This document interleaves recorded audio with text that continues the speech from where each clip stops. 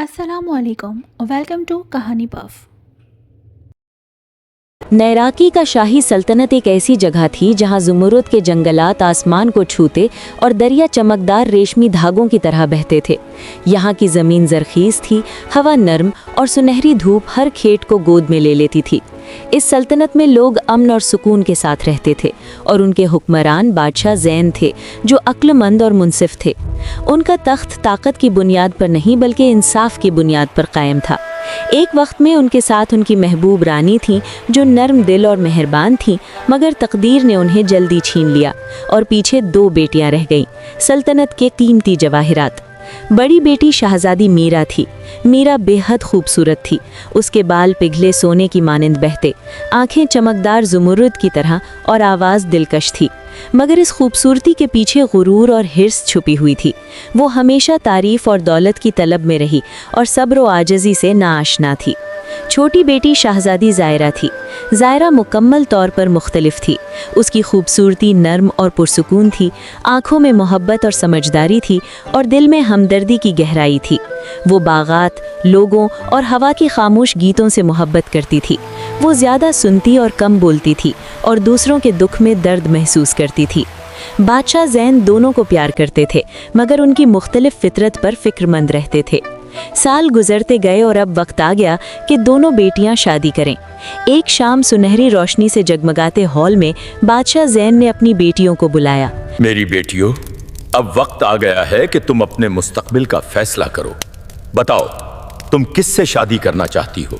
बड़ी बेटी मीरा आगे बढ़ी। उसकी आवाज पर एतमाद भरा था। अब्बा जान, मैं शहजादा अलारक से शादी करना चाहती हूँ। वो पड़ोसी रियासत का सबसे अमीर हुक्मरान है। उसके खजानों की कोई हद नहीं। उसका महल सोने से ज्यादा चमकता है और उसकी ताकत बेमिसाल है। बादशाह ज़ैन ने हल्का सा फिक्र से माथा भरा। उन्होंने सुना था कि एल्ड्रिक ना सिर्फ अमीर है बल्कि हसद और तकब्बुर भी उसमें है। फिर भी उन्होंने अपनी बेटी की मर्जी को रद्द नहीं किया। फिर वो छोटी ज़ायरा की तरफ मुड़े और पूछा, और तुम मेरी बच्ची? और तुम मेरी बेटी, तुम क्या चाहती हो? ज़ायरा ने अदब से नजरें झुकाईं। अब्बा जान, मैं ऐसे शौहर की ख्वाहिश रखती हूँ जिसका दिल नेक हो। अगर मोहब्बत ना हो तो दौलत की कोई अहमियत नहीं। बादशाह ज़ैन ने नर्म मुस्कुराहट दी, मगर आंखों में फिक्रें थीं। जल्द ही मीरा ने शहजादा एल्ड्रिक से शादी की, एक ऐसी शानदार तकरीब में जिसमें हर दीवार सोने से सजी, आसमान जवाहरात से रोशन और मौसीकी बेइंतहा बज रही थी। मगर इस सब चमक दमक के पीछे कोई मोहब्बत नहीं थी। मीरा ने जल्दी जान लिया कि एल्ड्रिक का दिल खाली है, हसद और तकब्बुर से भरा हुआ। वो कभी मोहब्बत से बात नहीं करता और महल ख्वाह जितना भी शानदार हो, सर्द और खाली महसूस होता था। मीरा ने बहुत देर से समझा कि दौलत मोहब्बत की जगह नहीं ले सकती। मगर यहाँ कोई मोहब्बत नहीं। काश मैं समझ पाती कि दौलत कभी मोहब्बत की जगह नहीं ले सकती। इसी दौरान नीराक्सा पर अंधेरा छा गया। बारिश बंद हो गई, खेत फट गए, फसलें खत्म हो गईं और भूख ने लोगों को घेर लिया। बादशाह ज़ैन दिल गिरफ्ता हुए। मेरे लोग भूख से मर रहे हैं। मैं ऐसा बादशाह कौन हूँ जो इन्हें बचा न सके? मेरे लोग भूख से मर रहे हैं। मैं कैसा बादशाह हूँ अगर अपने अवाम की हिफाजत ना कर सकूं? उन्होंने दिल शिकस्ता होकर एल्ड्रिक से मदद तलब की। सकती है। बिराए मेहरबानी मदद मगर एल्ड्रिक ने मुस्कुराकर कहा, मैं अपनी दौलत जाया नहीं करूंगा। इस मरती हुई जमीन पर उन्हें भूखा रहने दो। इसी रात बादशाह का दिल टूट गया, न सिर्फ अपनी बेटी की चाल पर बल्कि अपने अवाम के लिए भी। फिर एक शाम एक नौजवान आदमी महल के दरवाजे पर आया। उसके कपड़े सादा थे, आंखें पुरसुकून और उसका वजूद खामोश कुव्वत से भरपूर था। वो बादशाह के सामने झुका। मेरा नाम आरक है। मैं शहजादी ज़ीरा का हाथ मांगने आया हूँ। दरबार में सब चौंको थे। बादशाह ज़ैन ने हैरत से पूछा, तुम गरीब हो, तुम मेरी बेटी को क्या दे सकते हो? एरिक ने बगैर खौफ के जवाब दिया, आप मुझसे जो चाहे मांगे मैं दूंगा। मैं देने के लिए तैयार हूँ। बादशाह ने कहा, ठीक है, मेरी 3 शर्तें हैं। अगर तुम उन्हें पूरा कर दो तो ज़ेरा तुम्हारी होगी। एरिक ने सर हिलाकर कहा, मैं कबूल करता हूँ। पहली शर्त ये थी। मेरी पहली शर्त यह है कि तुम एक ही रात में मेरे महल के सामने एक ऐसा महल तामीर करो जो उससे भी ज्यादा शानदार हो। जैसा आप हुक्म दें। और ये एक ही रात में होना चाहिए। एरिक खामोशी से झुक गया और चल दिया। रात के वक्त हवा जोर से चल रही थी, जमीन हिल रही थी और तारीकी में रोशनी चमक रही थी। सुबह तक शाही महल के सामने एक शानदार महल खड़ा था, बुलंद, रोशन और हीरे के पत्थरों की मानिंद चमकदार। बादशाह ज़ैन हैरान रह गए, ये कैसे मुमकिन है? उन्होंने सरगोशी की। एरिक आए और नरमी से कहा, आपकी दूसरी शर्त क्या है बादशाह सलामत? बादशाह ने हिम्मत जमा की और नरसा कहा, में बारिश लानी होगी और हर घर को 1 साल के लिए अनाज और सोना देना होगा, सब कुछ एक ही रात में। एरिक ने कुछ न कहा और चल दिया। इसी रात गरज के साथ बारिश हुई, दरिया भर गए, खेत पानी पीने लगे और जिंदगी लौट आई। सुबह तक हर घर में अनाज और सिक्के मौजूद थे। बादशाह ज़ैन ने गड़गड़ाते हुए कहा, ये कमाल है। आखिर में बादशाह ने तीसरी शर्त बताई। बेटी को सारी जिंदगी खुश रखना होगा, उसकी आंख से एक आंसू भी नहीं गिरना चाहिए। एरिक ने नरमी से मुस्कुराकर कहा, मैं वादा करता हूँ, मैं शहजादी को हमेशा खुश रखूंगा। और यूं शहजादी ज़ायरा की शादी एरिक से हो गई। जब नहराक्सा पर चांद बुलंद हो रहा था, वो महल जो आरिक ने एक ही रात में बनाया था, ख्वाब की तरह हकीकी लग रहा था। उसकी चांदी जैसी दीवारें नर्म रोशनी से चमक रही थीं, मीनार बादलों को छू रहे थे और दरवाजे ऐसे नक्शों से सजे थे जो सल्तनत की किसी ने पहले नहीं देखे थे। ज़ायरा ने जैसे ही कदम रखा, सांस रुक गई। हॉल वसी और रोशन थे, क्रिस्टल की रोशनी से जगमगाते, फर्श उसकी अक्कासी कर रहे थे और हवा में नरमी थी, गोया महल खुद उसका इस्तकबाल कर रहा हो। आरिक खामोश खड़ा था, पुरसुकून और मुतमईन। उसकी आंखों में एक ऐसी गहराई थी जो ज़ायरा अभी समझ नहीं सकी। ये महल तुम्हारा है, हर हॉल, हर कमरा, हर सांस इसका। ये खूबसूरत है। आरिक ने हल्की सी मुस्कुराहट दी। हाँ, यही है। शादी के पहले दिन सुकून से गुजरे। आरिक मेहरबान, ख्याल रखने वाला और निहायत सब्र वाला था। वो कभी गुस्सा नहीं करता, ना ही कुछ मांगता। वो नरमी से बात करता, दिल से सुनता और ज़ायरा को किसी मलकियत की तरह नहीं बल्कि बरादर के तौर पर पेश आता। ज़ायरा उसके साथ महफूज महसूस करती थी, मगर एक शर्त थी, एक अजीब और नाकाबिले तोड़ उसूल। हर रात जब चांद बुलंद होता, आरिक अपने कमरे से निकल जाता। तुम्हें कभी भी मेरा पीछा नहीं करना चाहिए और तुम्हें रात के दौरान मुझे देखने की कोशिश भी नहीं करनी। क्यों? मुझे ऐसा क्यों करना होगा? अभी के लिए तुम्हें मुझ पर भरोसा करना होगा। अगर तुम मुझसे मोहब्बत करती हो तो तुम कर सकोगी। ज़ायरा ने सर हिला दिया। वो उसे प्यार करती थी और उस पर भरोसा करती थी। इसी तरह हर रात आरिक उसके माथे पर बोसा देता और सोने के बड़े दरवाजे के पीछे गायब हो जाता, जो खामोशी से बंद हो जाता और महल खामोशी में डूब जाता। सुबह वो हमेशा वापस आता। दिन हफ्तों में बदल गए। महल शानदार था, मगर आहिस्ता आहिस्ता खाली महसूस होने लगा। ज़ायरा वसी हॉलों में घूमती, बागात देखती जो बग़ैर सूरज के खिलते, फव्वारे जो गाते और किताबें जो अनजान ज़बानों में लिखी थीं, मगर इस सब के नीचे एक खामोशी छिपी थी। रात को वो अपने बिस्तर पर अकेली बैठती, बंद दरवाजे को देखती और सोचती कि इसके पीछे क्या है। रात को वो उसे क्यों नहीं देख सकती? कौन सा राज छिपा हुआ है? इसका दिल सवालात से भर जाता। एक दोपहर उसने अपनी बहन को देखने की ख्वाहिश महसूस की। वो आरिक के पास गई। मेरी मोहब्बत, क्या मैं अपनी बहन मीरा से मिल सकती हूँ? बहुत दिन हो गए हैं। तुम जा सकती हो, मगर जो सुनोगे उसका ख्याल रखो। ज़ायरा ने उसकी बात समझी ना सही, मगर शुक्रिया कहा और तैयार हो गई। मीरा के महल में ज़ायरा को सोने और दौलत से भरा महल मिला, मगर मोहब्बत या गर्मजोशी नहीं। वो गले मिली। मैंने तुम्हें याद किया, ज़ायरा ने नर्म आवाज़ में कहा। मीरा ने आह भरी। तुम खुश लगती हो, कम से कम बाहर से। वो घंटों बैठी, बातें की और यादें शेयर की। ज़ायरा ने बताया महल के जादू, आरिक की मेहरबानी और रात की शर्त। मीरा की आंखें संजीदा हो गईं। मुझे उन पर भरोसा नहीं। क्या तुमने इसे रात में कभी नहीं देखा? जो मर्द रात में छुपते हैं वो राक्षसों को छुपा रहे हैं। वो तुम्हें धोखा दे रहा है। फिर मीरा ने एक छोटा सुनहरी चिराग निकाला। ये लो, जब वो सो रहा हो इसे रोशन करो, इसका असल रूप देखो। जायरा ने लरसते हुए चिराग लिया। रात को जायरा महल वापस गई।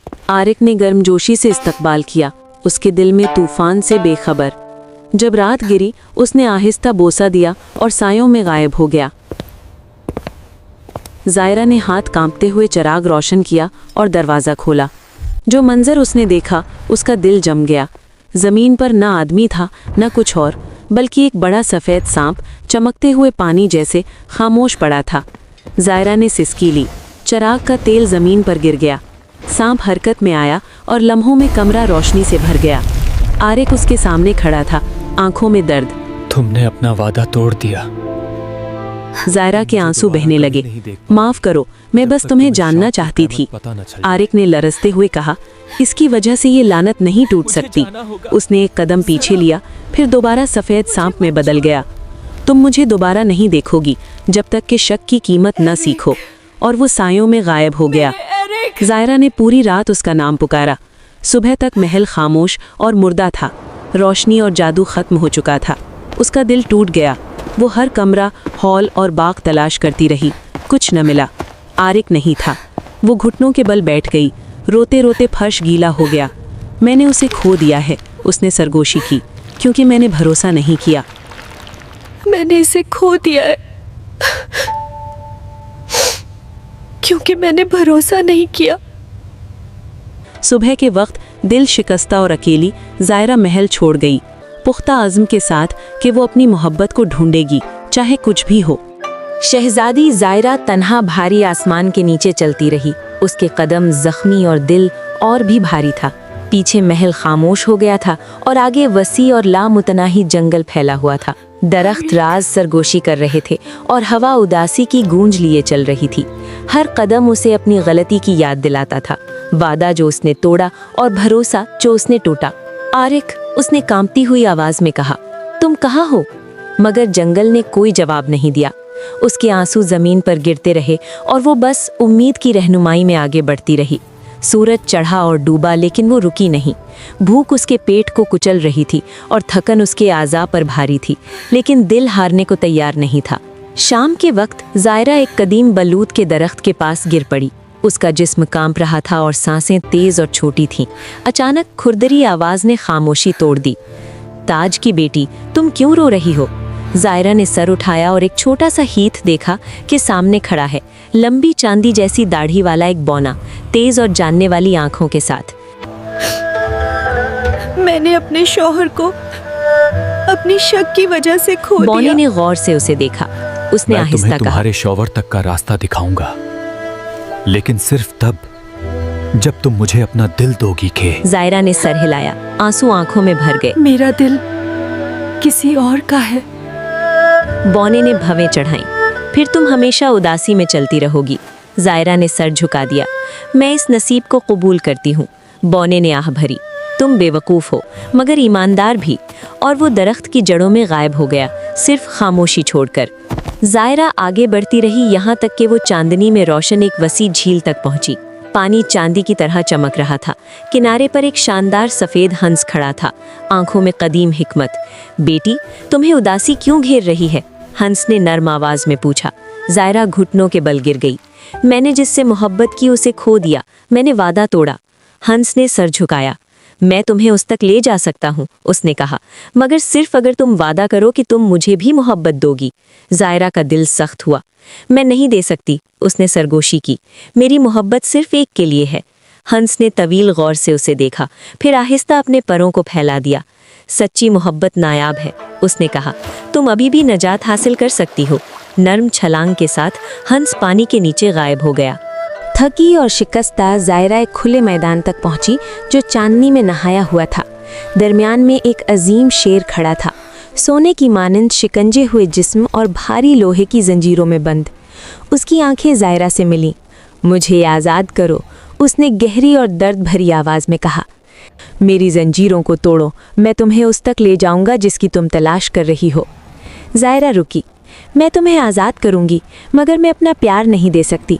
मेरा दिल मेरे शौहर के लिए है। शेर खामोशी से उसे देखता रहा, फिर मुस्कुरा दिया। कांपते हाथों से जायरा ने जंजीरों को तोड़ा।